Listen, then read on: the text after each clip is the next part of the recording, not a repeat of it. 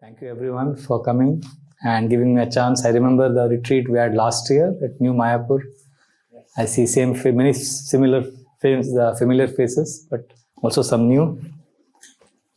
I seek permission and blessings of Mother Vishaka to speak something on this topic. This is a sacred topic, sacred space. So I'll make a feeble attempt to share from my journal my thoughts on this topic. Thank you. Om Namo Bhagavate Vasudevaya. Om Namo Bhagavate Vasudevaya. Om Namo Bhagavate Vasudevaya.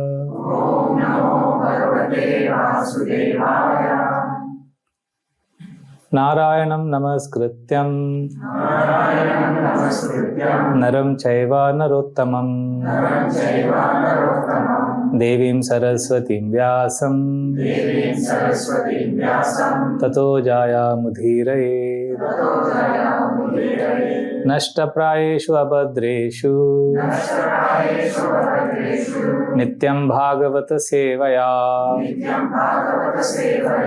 bhagavatir uttama shloke bhaktir bhavati naishtaki krishnaya vasudevaya devaki nandanaya cha nandagopa kumaraya govindaya namo namaha namo pankaja nabhaya namo pankaja maline namo pankaja netraya namaste pankajangre.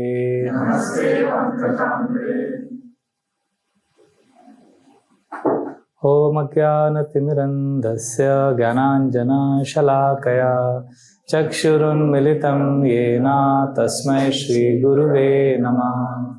Mukam Karoti Vachalam Pangum Langayate Girim Yat Kripatamaham Vande Shri Guru Dinatarinam Paramananda Madhavam Shri Chaitanyam Ishwaram.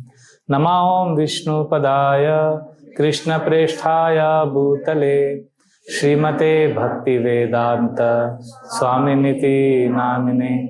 Namaste Saraswate Deve Gauravani Pracharine Nirvishesha Shunyavadi Paschatya Deshatarine Vancha Kalpatarubhyascha Kripa Sindhubhya Evacha Patitanam Pavanebhyo Vaishnavebhyo Namo Namaha.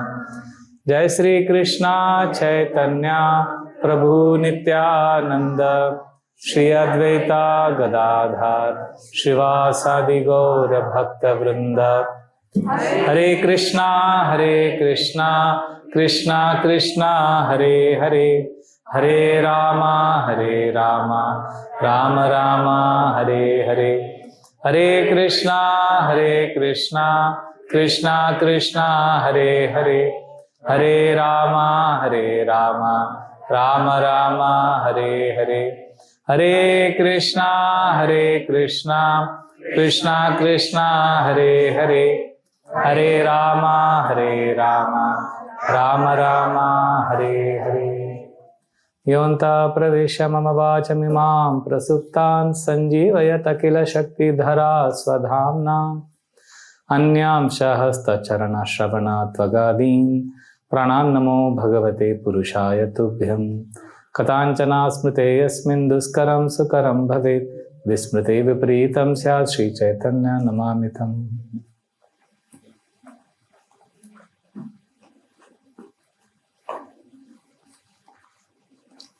Hare Krishna. Hare Krishna. A sacred space. It's cryptic. The sacred space. What does it mean? And its relevance to our lives. This is what we'll be discussing over the next 2 days. So just like in our house, we keep it clean and we keep things auspicious. We can feel the difference as soon as we clean the house. We light an incense stick, offer it to the Lord. We can feel a little bit of sattva. In the external world, we seek cleanliness. We take a shower regularly. We dress up nicely. We focus on our good social etiquette. We want things to be nice on the external front. But there is a whole different world inside of us also. And it's an amazing world inside. It's like, imagine you enter a forest. It's dark. It's lonely. Foreboding. There is like jackals howling incessantly. And occasionally a lion roars.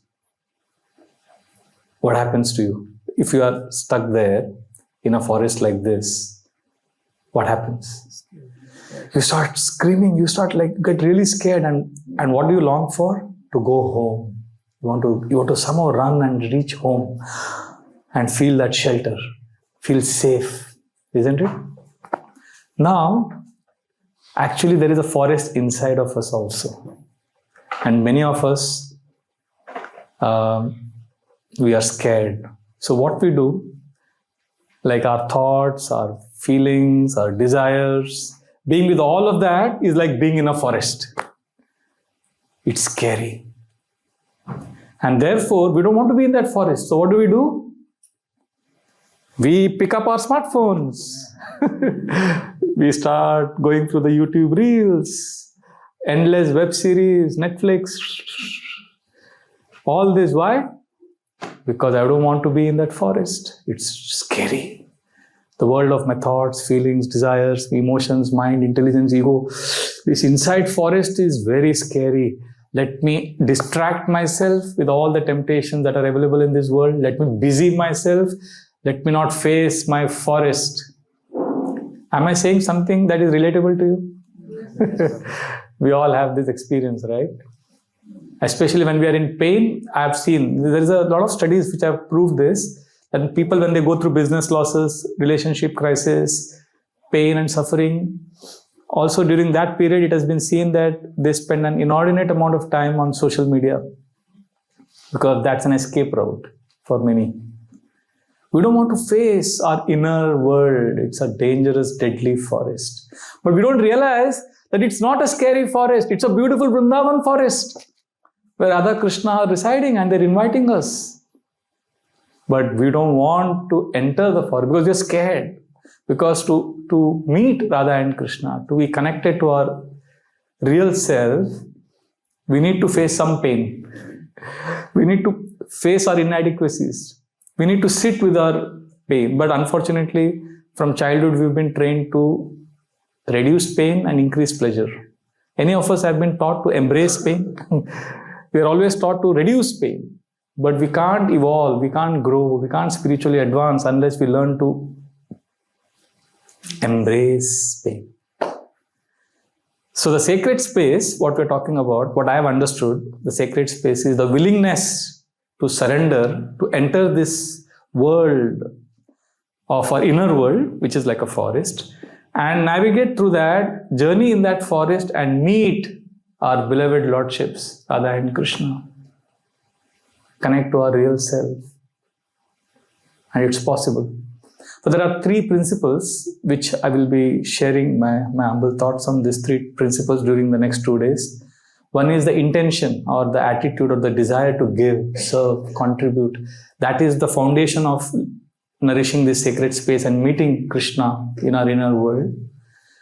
That is first and most important principle.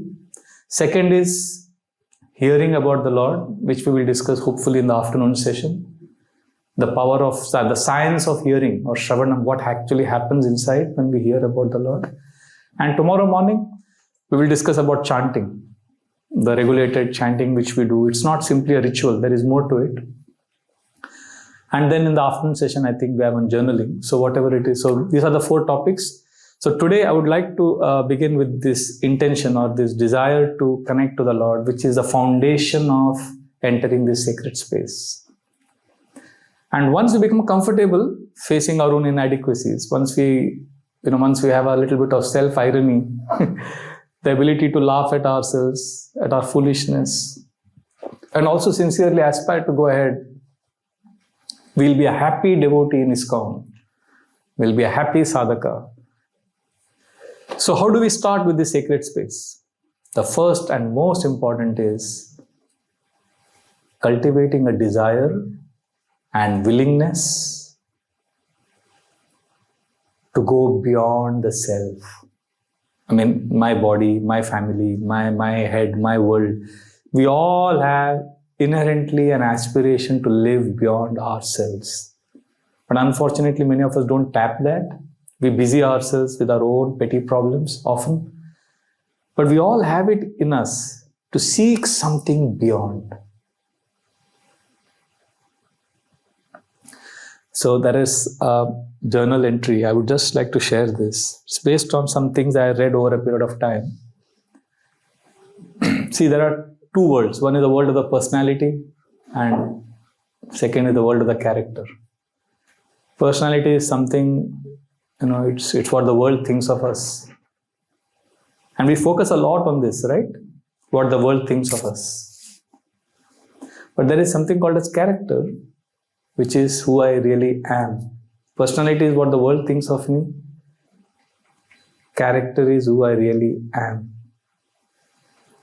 Spiritual life means we go beyond the personality. We seek the character. We want to be the real version of ourselves. Of course, both are important. If you have responsibilities, you need to also focus on your social life, your skill sets. But I had read a long time ago in one book, I think it was David Brooks. I don't remember the name of the author, but long back, and it resonated with me completely. He speaks about there are two value systems in this world. One is called the biodata values or the CV values, resume virtues. And the second is eulogy or memorial values. What are these?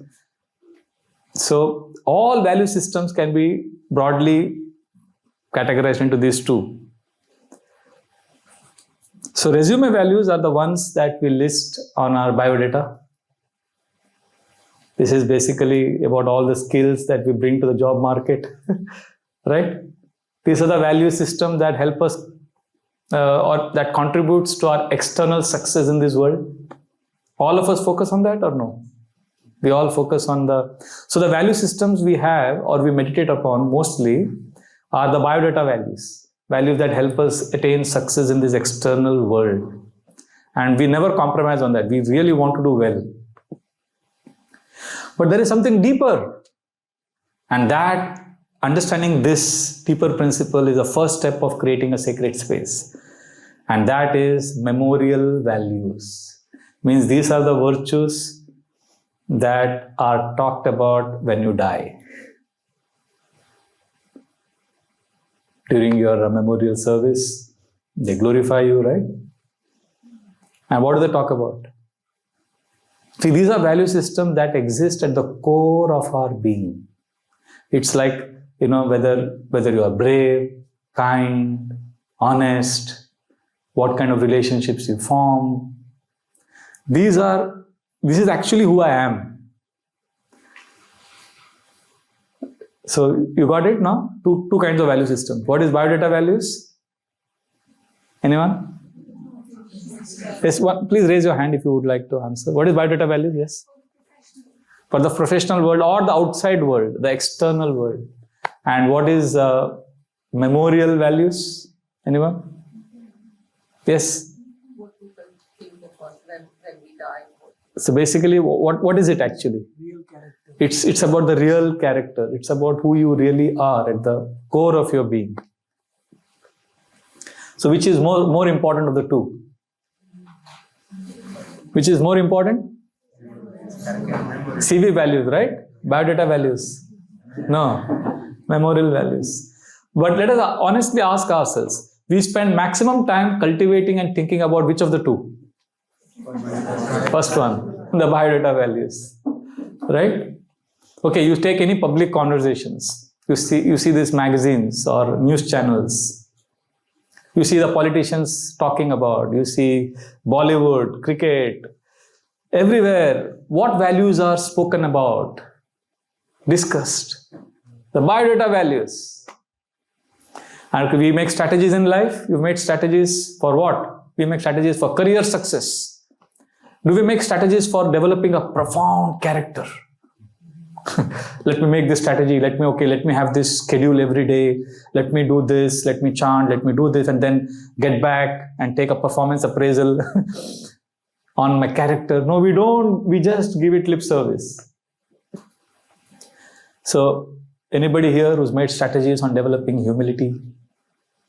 Even I am not made. I'm not like speaking from a holier than thou. I'm also struggling. But we all know that we generally don't worry about making a strategy to develop kindness, compassion, faithfulness. And we just generally say, oh, Krishna will take care. Let me focus on the biodata values. So that basically that is, but we know if you want to really be happy and fulfilled, you need to focus on memorial values, because this is what will be spoken about when there is one seminar I attended. I think it's Stephen Covey's 7 Habits of Highly Effective People. They have a whole group. I forget the name of that group. So in one workshop I attended, and they asked a question. Imagine you die and your soul, I was surprised, they speak about soul. So he said, imagine your soul is here above the speaker. You have died and the soul is here above the speaker, and all your friends and relatives have gathered here. And they're going to talk about you because you are dead. But they don't know that you are watching everything here above the speaker. So now what would you like them to speak about you? And then that question was asked to each one of them, and we had to write it down. And I remember that was very thought-provoking. It made me confront and challenge all that I had been doing all my life. What would I want people to know me for? Really? And generally people want to be known as somebody who's very loving, caring, kind. But we hardly spend time cultivating those qualities. We generally focus on something which we feel we are under pressure or we need to do it. We feel we are helpless. So to understand this duality in our lives, we can see ourselves as two people. Each one of us here as two personalities. So Vraja Bihari 1 and Vraja Bihari 2. So when I say Vraja Bihari 1, okay, we'll use a secular name, some common name. I'll say Aryan. Aryan. Anybody here named Aryan? No. Aryan 1 and Aryan 2. So when I speak about Aryan 1 and Aryan 2, please don't think I'm speaking about somebody called Aryan out there in India. Who am I speaking about? Yourself? No, myself. Right? So I'm talking about you and myself. So when I say Aryan 1, put your name there. Roman 1. When I say Aryan 2, you say Haridas Varya 2. Is that okay? So Aryan 1 is a name. Aryan is a word that refers to every Manish, Harish, Satish, Anita, Savita, Kavita. All of that is Aryan 1 and Aryan 2. Okay? So, who is Aryan 1?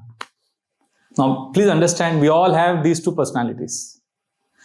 Aryan 1 is career-oriented, ambitious side of our personality. So, he is driven by what? Memorial values or biodata values? Biodata values. So, Aryan 1 wants to do what? He wants to create, build, grow, discover. He wants to have high status, win victories, possess, achieve. Aryan 2 is interesting. Please ask yourself if somewhere within you this Aryan 2 is existing. I'm sure he is.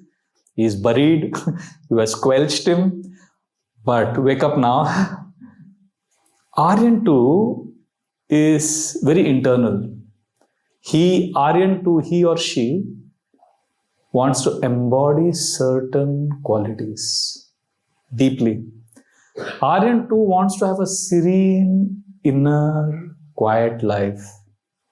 A character which is quiet but a solid sense of right and wrong. Not just doing good, but actually being good. Aryan 2 basically wants to sacrifice the self in service of others. Or Aryan 2 basically someone who wants to live in obedience to something greater than himself or herself. Something beyond me. Aryan 2 is someone who has an inner cohesiveness that honors God, that honors creation, that honors one's own possibilities. I once met a man during my travels in a train in India. And this man was a Keralite, Malayali, from South India, 35-year-old, dark complexion, well-built, and he had a very enchanting smile. And immediately I got attracted to him. I knew that this person is very special. And I didn't pick up a conversation because I had my chanting left. I looked at him a few times, and then he himself came to me. He said, "Sir, can I speak to you?" I said, "Yes." "Who are you? Are you some spiritual, religious person? Because I love spirituality." So I said, "What do you know about spirituality?" So he said a few things. He said, "I love to serve. I love to live for a cause beyond myself." For these things he called as spirituality. Then he asked me about myself. I said, "I'm Hare Krishna, ISKCON." He said, "I love Krishna." I said, "Why do you love Krishna?" He said, "Krishna lived not for himself." I said, "What do you mean? What do you know about Krishna?" Then he said how Krishna protected 16,000 queens who were kidnapped by Narakasur. And then how Krishna protected the Pandavas. And then he kept glorifying Krishna. So then I said, okay. And then I asked him, what do you do? And he said, "I am a coastal guard." I said, "Oh, is that Navy?" He said, "No, this is something deeper and more profound than Navy." I said, "What do you mean?" He said, "We enter the ocean when there is a cyclone or a turbulence or when there are people drowning. Our job is to save people from drowning in the ocean." So I said, "Oh, you must be an expert swimmer." He said, "Yeah, we have learned all this, how to save people from drowning, how to protect boats and ships that sink in the ocean. And we are doing all of these services. That is my job." I said, "Really? That must be exciting." He said, "Yeah." And then he told me about his father, who was a firefighter, and his great-grandfather, he was talking about his grandparent. Everybody in his family has been somebody who's been having a profession which is about protecting people, serving people directly. And he got excited when he started speaking about his job. And then he opened a notebook from his bag and he showed me the list of the people he saved from drowning. And he says, "I see this diary every night before sleeping." It had some 120 names. And he says, "I know I have saved 120 people, but not just 120. I know that each person is a family member. He has his family members. So I have saved 120 into 3. I have saved so many lives. And I feel such a sense of worth, contribution, that I lived for something beyond myself." And then I realized that's exactly what everyone is looking for. Everyone wants to live for something beyond himself or herself. We want to give love. Each one of us is seeking to sacrifice, to melt away, to give out everything of ourselves, to merge into the universe. In a sense, just let me dissolve my existence to something higher, something more beautiful. And in our tradition, we know that as Krishna, we want to give ourselves completely to Krishna. That's there somewhere in the core of our hearts. So Aryan 1 is one who wants to conquer the world, but Aryan 2 wants to obey a calling to serve the world, to give himself completely. Aryan 1 is savoring his or her own accomplishments, and Aryan 2 will sometimes renounce worldly pleasures. Aryan 2 will give up worldly success, status, fame for some purpose. Aryan 1 will always ask how things work. Have you had this question? How to get this done? How? The how question is generally Aryan 1 in action. Like in my seminars, people say, you give any talk, immediately the question, how? If I give a talk on chanting, how to improve chanting? Aryan 2 has a different set of questions. Aryan 2's question is, why things exist? What am I here for? What is the goal of life? Ke ami, kene amar, jarat apatray. Sanatan Goswami is asking Lord Chaitanya Mahaprabhu, who am I? Why do I go through sufferings of this material world? When we are seeking something higher, that is Aryan 1 or Aryan 2? Aryan 2. I had this experience I want to share with all of you. I give this lecture. Now here, generally in UK, we have a talk and then we have question answers. But when I was preaching in one particular place in Mumbai, I had started a trend of beginning the class with question answers. And then after half an hour of question answers, then the next half an hour would be my talk based on the discussions that we had in the first half an hour. So I started this trend and it went off very well. And then I had to stop that program because of some other reasons. So something interesting happened. So one day I had spoken about chanting. And ended the class on chanting. Next week, the first question that came up was, Prabhu, last week you spoke on chanting. How to actually chant? Did you get the question? How to actually chant the holy names of the Lord? That was the question. So then I showed my bead bag. I explained to him how we chant. We put the thumb here and all that. The ritual of chanting. I explained. And how we pull the counter bead, and 1 round, and then now we chant 16 rounds. And then, of course, we had other questions, and we had a class. Next week, somebody asked a question. Prabhu, last week you spoke on how to chant. You answered the question on how to chant. And, you gave us all this demonstration. But I've been doing that for a long time, but still, I don't think I'm connected to Krishna. So how to connect to Krishna based on this chanting? Because you said a lot of times that chanting will help us connect to Krishna. So how to connect to Krishna based on this chanting? Then I spoke about attention, listening to the sound vibration and all of that. And next week somebody asked, how to listen to the holy names? Because mind is wandering all the time. So I said, slow down your life, practice sattva guna, take a shower 2 times a day, eat prasad slowly, relax. And the next week somebody said, how to practice sattva guna?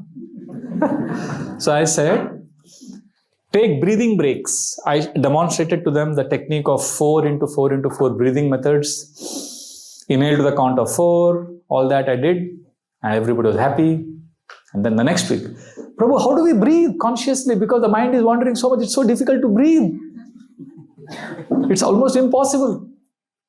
I said, if you find it very difficult to breathe and take a breaks, I suggest it's all useless. Just chant Hare Krishna. Then I quoted the verses from the Kalisantaran Upanishad of Hare Ram, Hare Ram, Hare Nam Eva Kevalam. And I spoke only the glories of the holy name. And the next week somebody said, Prabhu, you spoke the glories of the holy name and how we should chant the holy names. How do we chant the holy names?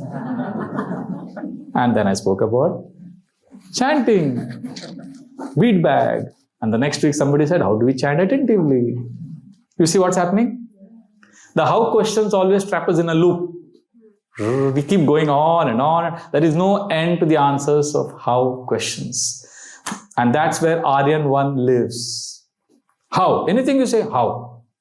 Aryan 2 challenges, why? Like when somebody tells me, Prabhu, in the ashram, one brahmachari told me, Prabhu, I want to lose weight, because I lost 12 kgs 2 years ago. Now, of course, I've gained back, but I was going through some treatment. And I lost 12 kgs and everybody was impressed in the ashram. So one brahmachari came to me and said, you lost 12 kgs. I also want to lose weight because I'm overweight and I'm not keeping good health. How do I lose weight? So he thought I'll tell him 1, 2, 3, 4.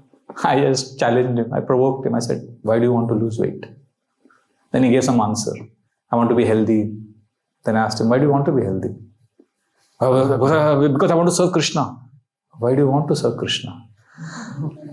So 5 times I went back Why? And the fifth time he was like, the last question was, why do you believe Prabhupada? He said, one of the answers he said was, Prabhupada said, we have to perfect our life and go back home, back to Godhead. So I said, why do you believe that you have to go back home, back to Godhead? What's the big deal? And then he just kept quiet. We shared silence for a few moments. What I'm trying to say is, when you ask why 5 times, the how will manifest automatically. We don't ask why often. We just want how, solutions. That is Aryan 1. Aryan 2 will go deeper. What am I here for? Why am I doing this? Basically, the whole thing is Aryan 1 wants to go out. Aryan 1 wants to go inward. It's simple. Aryan 1's motto is success, whereas Aryan 2 is more of charity, redemption, forgiveness, love. These things are all Aryan 2 space. So, all of us, Hare Krishna devotees, we live in contradiction between these two Aryans. The Aryan 1 is outer, majestic. Like, to be very honest, I also have been victim of this. I'm not on social media, I'm not on Facebook, Instagram, none of this except WhatsApp. But I have one devotee friend who is like very close to me, and he insisted that I post my lectures on YouTube, and he made a YouTube channel and all of that. And I remember, and I never used to even, I never know what are the kind of posts he puts on the Instagram. And then somebody comes and tells me, oh Prabhu, that was an excellent post. Oh, that was a small reel. And I'm like, really? I didn't put it. And then I know this friend of mine did it. And then one day, this devotee told me, Prabhu, this lecture of yours was very good. And I said, really? I don't remember when I gave it. He said, no. Then he gave me the title. So I went to YouTube and I searched. And I saw the views. And I saw some 15,000 views. I was like, wow, that's a lot of people have seen this lecture. And then after some time, after a few months, somebody else told me about something else. And then I said, oh, what lecture is that? He told me about some lecture. Then I went to YouTube, I searched my lecture. And I saw it had some 450 views. I said, 450? But I had 15,000 views last time for the last video. I'm like, why so less? And then suddenly I realized, Aryan 1 is active. Aryan 1 wants all this.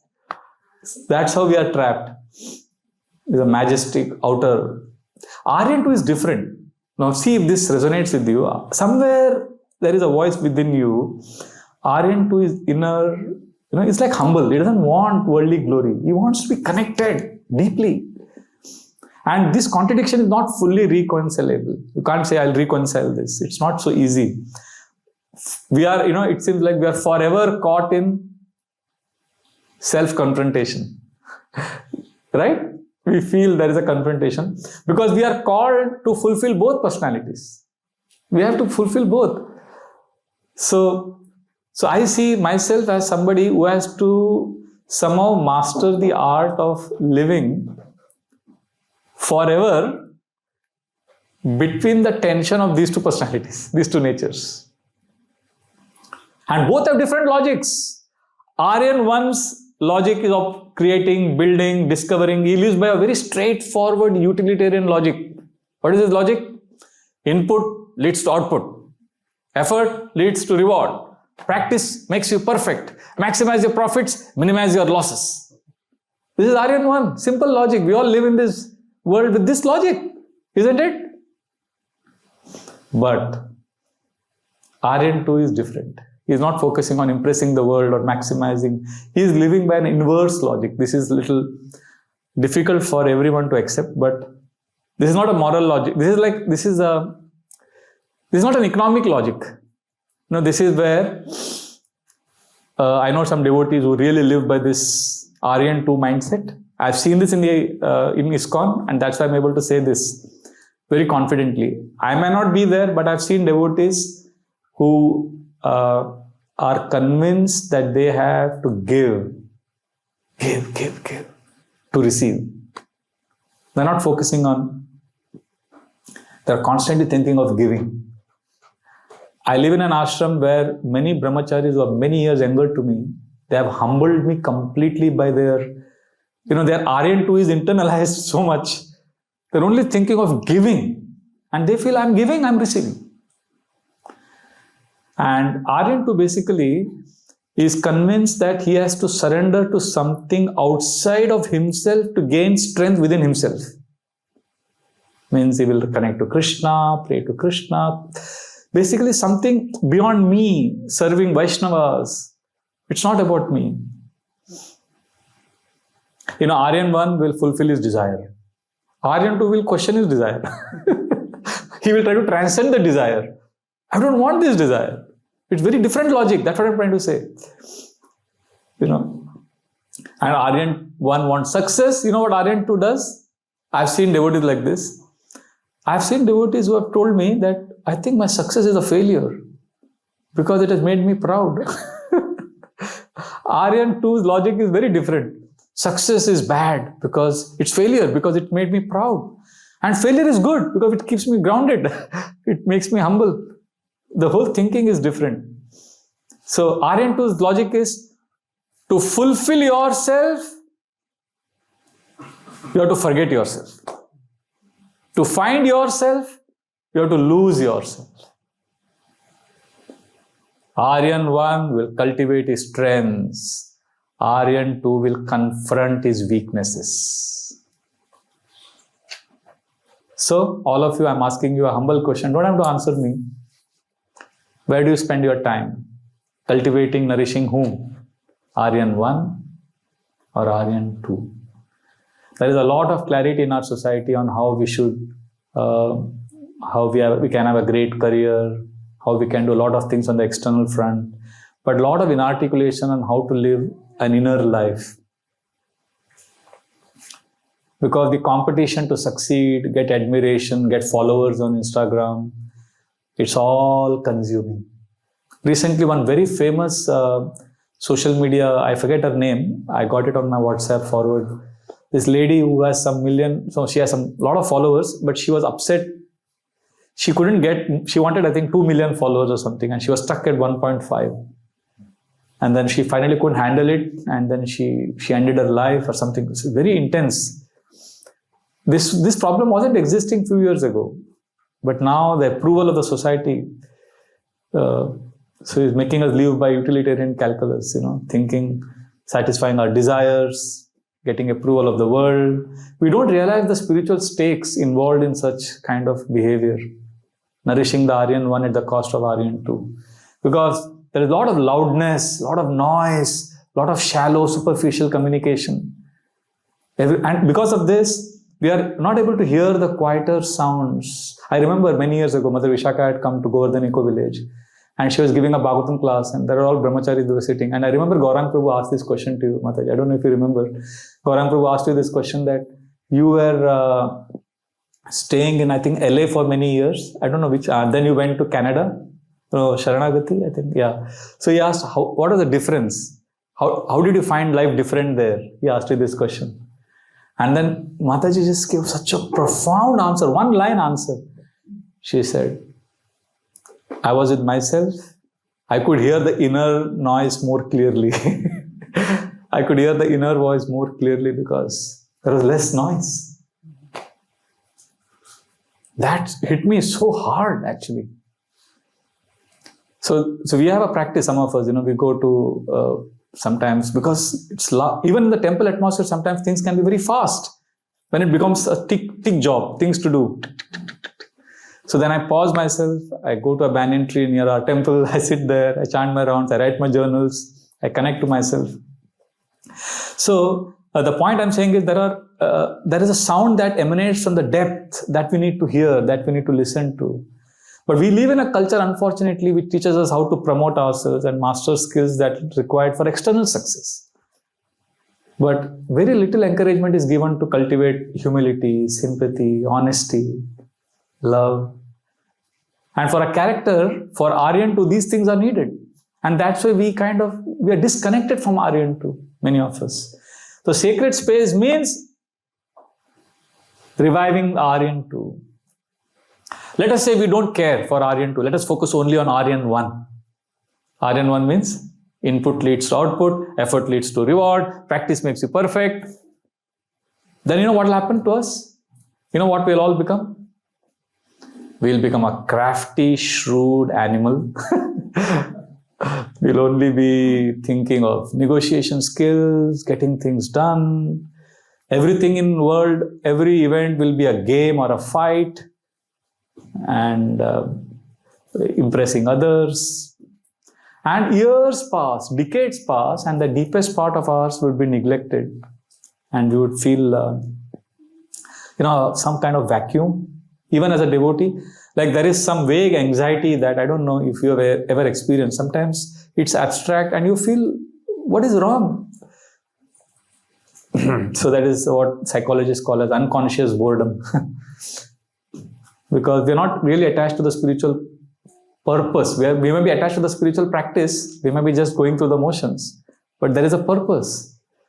So, and therefore many of us may lack the inner commitment to that resolve to make intense, lifelong vows, commitments, take initiations, those kind of things.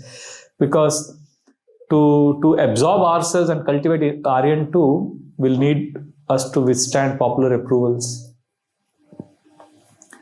I have identified 6 things that always harass me.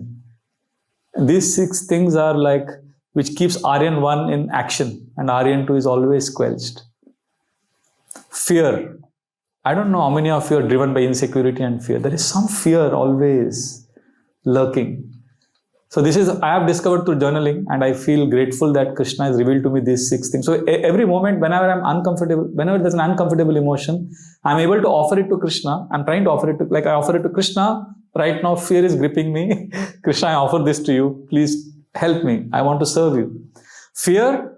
Second, approval-seeking behavior. And third, I feel ashamed to say this, but I am a control freak. I didn't realize it. Somewhere subtly, we want everything to be in control.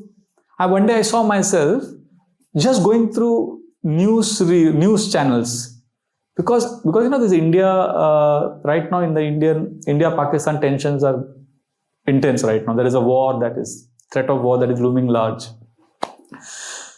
So then at one point of time I had to stop myself. I said, why am I looking at the news? Because I realized I don't have tolerance of uncertainty. I can't tolerate uncertainty. I want clarity. I want to control.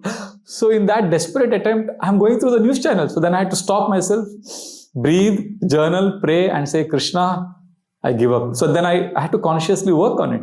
So sometimes we get dragged. So Aryan 1, when he's active, he's driven by fear, approval-seeking behavior, control, enjoying tendency. That is the 4th. Then obsession with time. Like always looking at the watch. Okay, how many rounds left? Of course, when I'm giving class, I should look at the watch. Otherwise, I'll be harassing you. So I keep looking at the watch all the time. There's some fear of time. Time has to be in control. And then the last is speed, Rajoguna. So these are the 6 I've seen that when my Aryan 1 is awake and when I'm not focused on my inner life, I see that even my outer life eventually collapses. So as a preacher for many, many years, and I was in this illusion, I'm being very honest with you, I thought that I have to appear more confident than what I really am. I have to appear smarter than what I really am. I have to appear better. I have to appear more confident. So I work hard as a preacher. I prepare my classes, all of that. But we need to go deeper. I realize that we need to go deeper. And unfortunately, there is no concrete moral vocabulary in the society. Nobody is telling us how to work on our inner values so much. So we will get into mediocrity and it will be self-delusion. I've seen sometimes, when we are not working hard on our character, we start fooling ourselves. There's something called as self-delusion. We start saying things like, well, I'm not harming anyone. I think I'm nice. As long as I'm kind to everyone, I think I'm doing good. It's like we actually it's a compromise. We turn ourselves into something less impressive than what we actually want to be. We want to be connected to Krishna. There's a humiliating gap that opens up between who we really want to be and who we actually are at this stage. So I don't want to take names, but I know some devotees, and I don't want to embarrass them by taking their names. I know some devotees in ISKCON. Honestly, I'm convinced that they're Aryan. They live Aryan too, because have you seen devotees? I'm sure you know some devotees in ISKCON, even in your own community here, who radiate a certain kind of spiritual joy. You look at them, you know that they don't need to prove anything to anybody. They are like not a egoistic sense of self-assuredness, but they are peaceful. They are happy. You will see there is humility in them, there is restraint, there is respect, and also certain kind of soft self-discipline. You've seen such devotees? You will see them, I know some devotees, they answer softly when they are challenged harshly. Because they are congruent, they are connected. They are silent when life treats them unfairly. They are dignified when people try to humiliate them. And they are also restrained when others try to provoke them. And yet, I've seen, including my own Guru Maharaj, they get things done. With all this, it's not that they are like, let me just be quiet. No, they are soft, self-disciplined, they'll be humble, they'll not fight back, but they'll also get things done. Yes. The Vijnanamaya Kosha, they say in the Upanishads, the wisdom sheath is so developed because of connection to the Lord. And they will perform big sacrifices, big services with the same everyday spirit as if they are performing some, washing pots or, even the ordinary things, they will do it. They will do the big, for them they're not thinking about the impressive work they are doing. Because they're not thinking about themselves at all. They are thinking about a cause higher than themselves. So for them, washing pots is also same thing. And giving a big lecture. I know one devotee who knows the entire Ramcharitmanas by memory. He just speaks on Ramayana like it's Ganga flowing from his mouth. I'm like, wow, you know so much. But he's always, he's washing pots, he's cleaning the floor, he's doing everything with the same spirit. Because he's not thinking about himself. He's just connected to the Lord, attached to the Lord. And that's Aryan too. So, and such devotees are very, very dear to Krishna. In my travels, I met a group of people. They're not devotees, but they've influenced me tremendously. I want to share their story.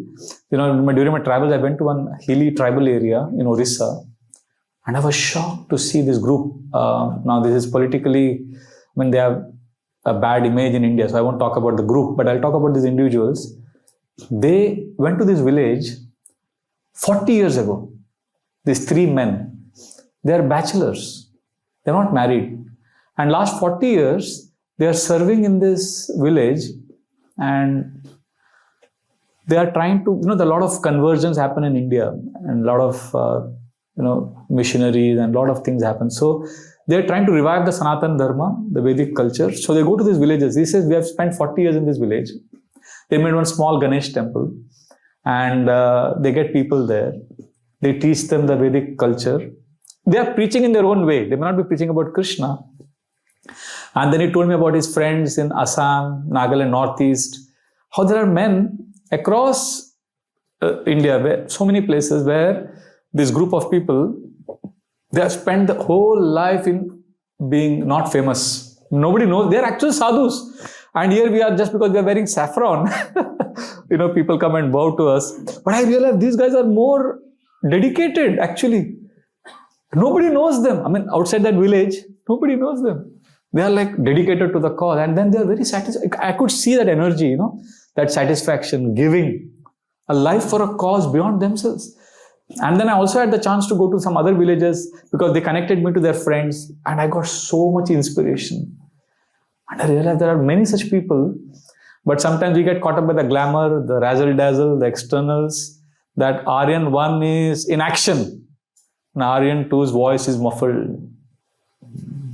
Is somewhere buried. Also, I remember, I end with this and then maybe we can have questions and comments.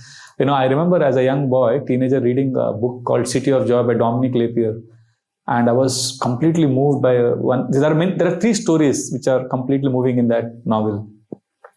So it's a true story. It's based on real characters, but the names have been changed. So it's about a slum area in Kolkata. Those of you know, there is a slum in Kolkata called Anand Nagar, which is extremely, there's a lot of squalor, dirt, it's inhuman conditions at that time. I mean, the way the author describes the latrines there and the huts, how the people lived there. And then he speaks about one Polish Christian missionary who came there and he lived in that hut. And he was from a wealthy family from Poland. And he came to spread the message of God. And how he lived there, that inspired me so much. He had a small hut where the rats and cockroaches would always be running around, jumping on him. And he would sit there. And then the food, once a day, somebody from one church would get him once a day food and he would eat that. And then rest of the day would be spending time with the people. And the toilet facilities. I don't want to get into the details.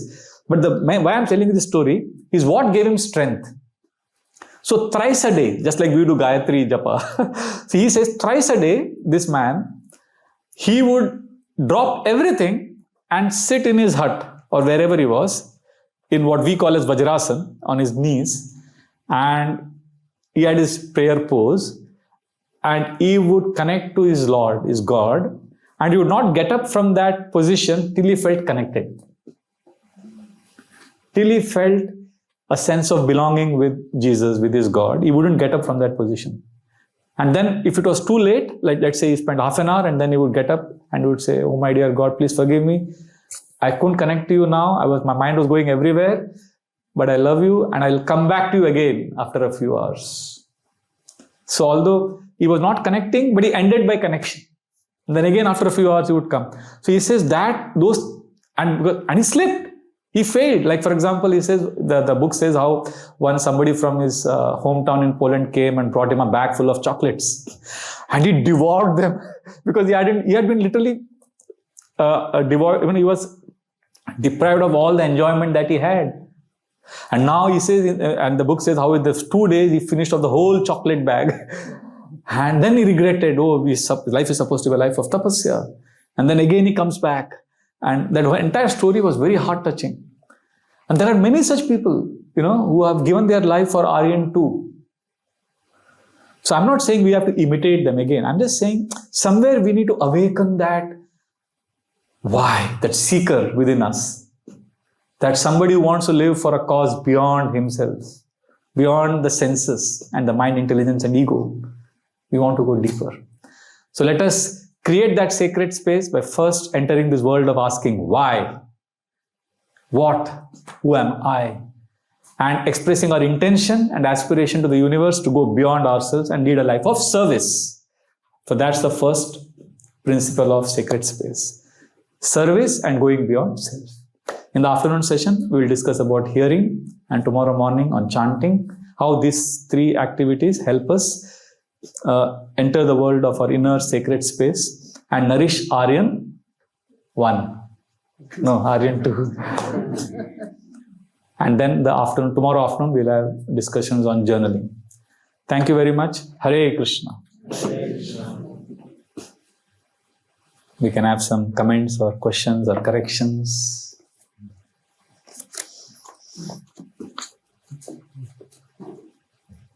Yes, Madavi.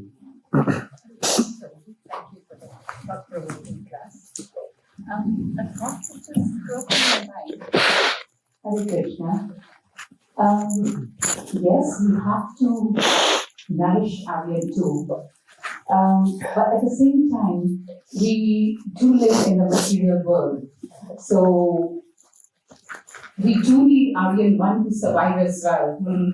So would it be right to say that we have to find a balance between Aryan 1 and 2?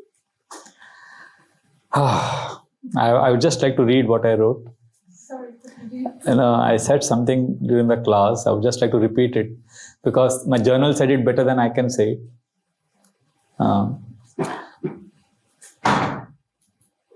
We always live in contradiction between these two Aryans. I'll repeat. We always live in contradiction. And Aryan 1 and Aryan 2 are not fully reconcilable. We are forever caught in self-confrontation. We are called to fulfill both personalities. And we must master the art of living forever within the tension between these two natures. But eventually we'll get there. We'll become congruent inside out. One day we will. That's why we need self-irony. That's what I'm saying. The ability to, I sometimes tell myself in my journal that I'm a sincere clown. You laugh at yours. We have forgotten the art of laughing at ourselves. We take ourselves too seriously. I've seen devotees, we take ourselves too seriously, and that's why we get offended. We get offended by silly things. Oh, he looked at me like that. She spoke to me like this. Oh, she said this about me to someone else. We're not supposed to take ourselves seriously. We are supposed to take the process of Krishna consciousness seriously. And we've ended up taking ourselves too seriously. So yeah, I'm not there yet. I'm like, okay, I have these desires of wanting to be somebody important, famous. I'm ashamed of it, but I'm okay. Somewhere deep within, there is Aryan too. Krishna. See, that's the point. The point is we need to learn to offer where we are. At this stage, we need to come to Krishna. Don't think once you become pure, then you are like Aryan too. No, at this stage, our authenticity is our qualification. Do you get what I'm saying?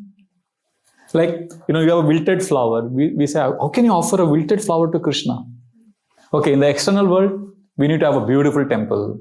You can't cook for Krishna. You can't say, Radha Gokulanand's Rajbhog, just put any masala, no, you will cook it nicely because you want to offer it to Krishna. For the external world, everything we do, it has to be best for Krishna. Right? So sometimes we think in the internal world, I have to be best and pure and then I can offer to Krishna. Well, that's true. We want to offer the best to Krishna even internally, but right now, Krishna will accept if you come to him, Krishna, this is a wilted flower, but I don't have anything else to offer you. I'm very fallen, I'm very down, I'm like, but I love you, Krishna, I want to come to you. That's, even as Aryan 1 is loud, noisy, demanding, domineering, Aryan 2 is woken up. That sincere call, Krishna, I'm like, and I've seen, even if you are fallen, but if you come back to Krishna with sincerity, Krishna won't judge us. In this world, we generally are judged. And that's why when we break our promise to someone, we avoid them because we are afraid we'll be judged. Similarly, when we make a promise to Krishna and if we fail, we are scared to come back to Krishna because we feel Krishna will also judge us. No, Krishna will embrace us in his love. Do you see what I'm saying? Like I remember one boy in the class, I made everyone chant 2 rounds. And there was a new program. I said, how many of you promise to chant 2 rounds every day? So some of them were reluctant. I said, okay, 1 round, 2 rounds. So everybody made a commitment. And one boy, I'm not judging him now, but everybody thought he was trying to draw attention. But I promised to chant every day 32 rounds. I said, relax. Don't chant 32. No, just chant 2. No. I insisted, no, don't chant 32 rounds every day. He said, okay, I will chant 16 rounds every day. And everybody clapped and Hari Bol. And after that, after 2 days, I didn't see him in the temple. And then I kept looking for him. And during those days, we didn't have mobile phones. So I was like wondering, where is he? And then after 7 or 8 months, one day I saw him at the bus stop. I was going for book distribution. And I looked at him.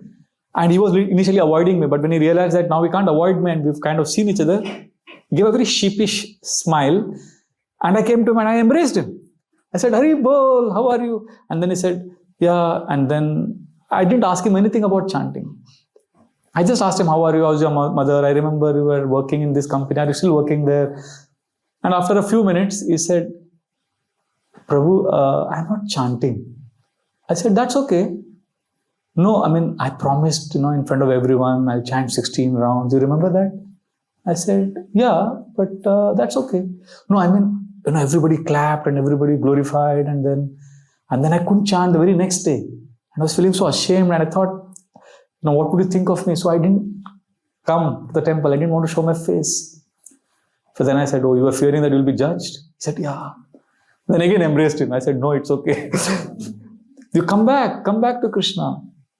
And then I asked him, remember I told you just chant 2 rounds and all that. We had a conversation. But I realized after that conversation that how in this world he didn't come back to me because he thought I'll judge him. Similarly, we make a promise to Krishna. Krishna, I'll do this. And then when we don't do it, we avoid Krishna. But we don't realize if we come back to Krishna at that moment with all sincerity, we will see, wow, Krishna is different. Krishna is different from the fallible people of this world. And even Krishna's devotees, sincere devotees, they won't judge you. They will push you. They will love you.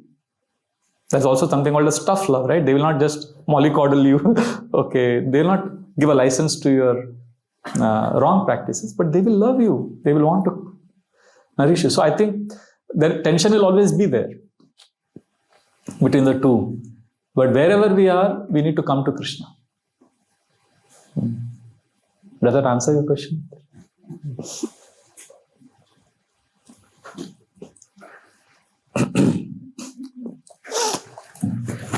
Krishna, thank you very much for the wonderful session. Prabhupada said, we cannot kill desires, even material desires, but we need to center everything to Krishna. Suppose your desire is to have a big house. You can say, Krishna, I will use this in your service. I will have Mahasangha. So there is nothing wrong in thinking like this. So my question is, can Aryan 1 be transformed into Aryan 2's hovering? Yeah. So if I understand you correctly, correct me if I'm wrong. You're asking if I have so many desires and material desires like wanting a house or a car and things like that. And I tell myself that I'll use it for Krishna's service. So if I do that consistently, I'm attempting to spiritualize my material desires, but is Aryan 1 actually dominating over Aryan 2? Is it self-delusional? Am I cheating myself? Is that what you're saying? No. Or are you saying that, is it healthy? It's more of, can Aryan 1 be purified by Aryan 2, so both are happy? And there is That's no what, see, balance. I'll come back to what I answered Mataji, that these two personalities will always exist within us. Only when we come to the stage of surrender, where we say, Krishna, see, Aryan 1 and Aryan 2 coexisting means we are in the world of struggle. The Gita says, Prak Sharira Vimokshana, till we give up our bodies, we are struggling. But pure devotees of Krishna, who are like Aryan 2, they don't struggle, they have surrendered. They have raised their hands like Draupadi, Krishna, I am yours. We, however, we are struggling also. And sometimes we surrender also. It's like this. When your car gets, like we were driving from our temple to Govardhaniko village and our car broke down. So what do? So what we did, we called a mechanic. And as we were calling, I was like, Krishna, please help, let this mechanic come fast, because I had some very important service in the Govardhaniko village. So I realized I'm struggling also trying to get the mechanic, but I'm also praying to Krishna, I'm connecting with Krishna. Krishna, please help, Krishna, I want to serve. So that was struggle and surrender both going on. And then I realized, this happened just last month, okay? What was going on? Struggle and surrender.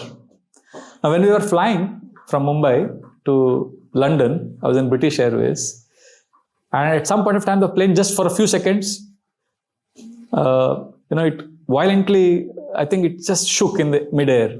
Just for a few seconds, some turbulence. And immediately I said, okay, now I can't struggle. I just have to surrender. You see what I'm saying? Now I can't say. There are some times in our life when now whom will I call? What arrangements will I make? So as you are living in your world, as you are navigating through your situations, you may be struggling and also remembering Krishna, connecting.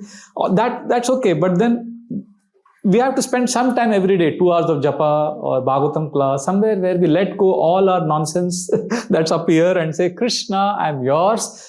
I want to receive. I want to be influenced. I want you to take over. At some point of time, we have to say this. Like in Bhagavatam classes, sometimes it's somebody very new bhakta giving class. And I'm like sitting in the class, and then so many things come up. Wow.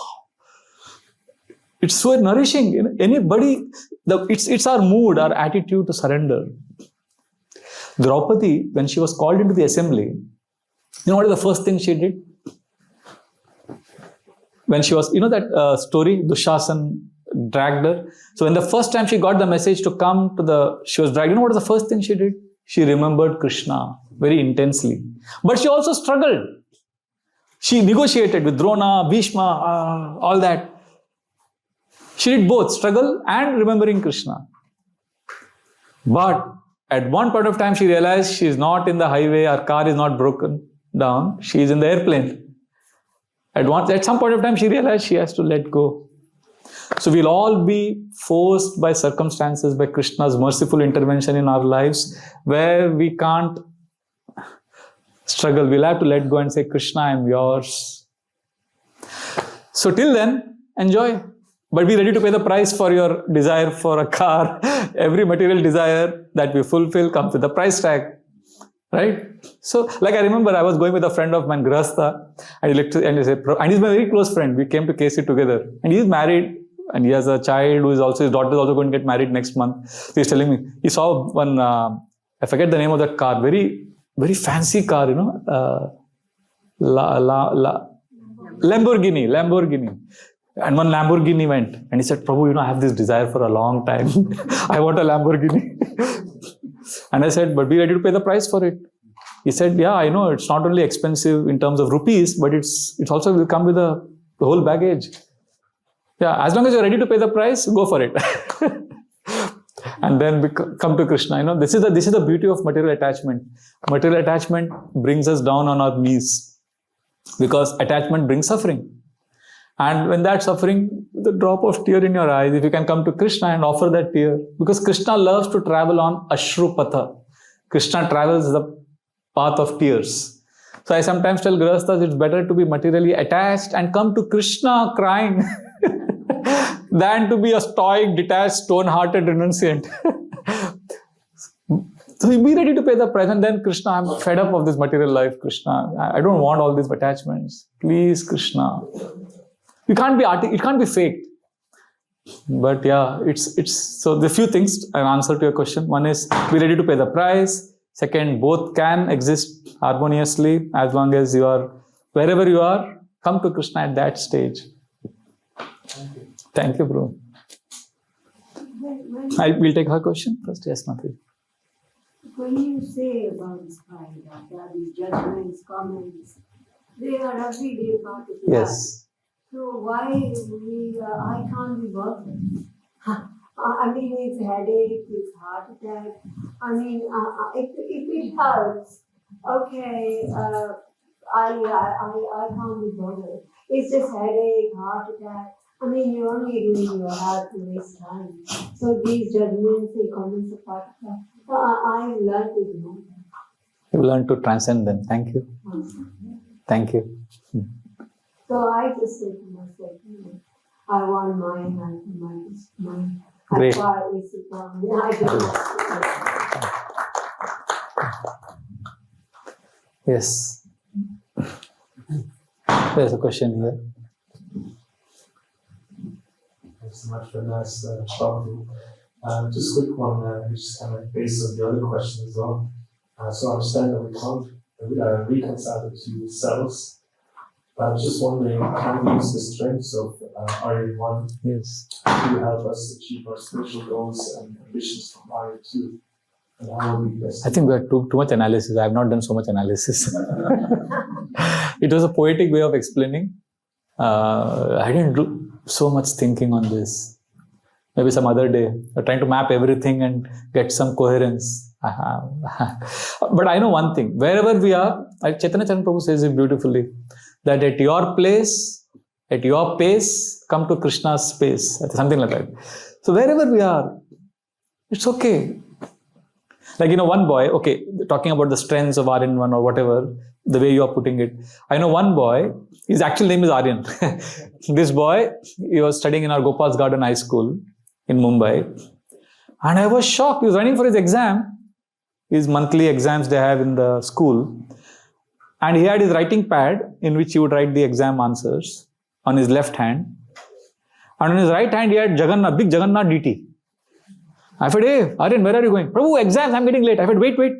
What is this? I said, Prabhu, my exam. I said, what is this? Jagannath, Prabhu, I have to go for the exam. I said, wait, tell me, why are you taking Jagannath for your exams?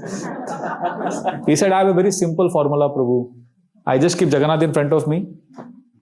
And when the examiner gives me the question paper, I first show the question paper to Jagannath. Please see this. Jagannath, take care of me. And then I write the answers. After I finish my exam, answers. And then before submitting the answer paper to the examiner, I show the answer paper to Jagannath. This is what I have written. Now please take care of me. And then I give the answer paper. I said, really? Who taught you this? No, Prabhu, I hope I'm not doing anything wrong, but this is what I'm doing. So, you know what this boy is improvised his own way of connecting to Krishna. Then I told this to his parents. So, though they have 2 altars at home, one in his room and one in the main altar. So his room altar, Jagannath, he gets it to the exam. So his parents don't know that. So his mom didn't know. She was shocked, but I didn't know this, he does that. So they didn't stop him, they encouraged him to do that. Although ideally we don't take the deities from the altar. But because he was a young boy, he was 8 years old, and he's invented his own ways of remembering Krishna, connecting with Krishna. For the idea is, wherever you are, somehow come to Krishna. And Krishna is not waiting for us to be pure. That's the point I'm trying to make. I'll tell you a real life example. Once we were driving in Sri Lanka. We had gone for a yatra to this holy places of Lord Ram in Sri Lanka. So we were 2 brahmacharis in the front seat. And there were 50 grahasthas behind. And we were going through a hill. We had to go to a mountain top where there was a Hanuman temple. So the bus would drive for almost 5 minutes one way, and then turn and then go up for another 5 minutes. Then again go up. You know what I'm saying? It's a hilly, mountainous region. So at one point of time, we saw one young boy in front of us. And I could see it because this boy was right in front of us. He had 4 or 5 bags filled with flowers. And he was like waving at us so that we could buy his flowers. And the bus driver was going at a good speed, maybe 60 kilometers per hour. He just avoided him and went straight ahead. So I looked at that boy and said, wow, what enthusiasm. I thought only I had seen that boy.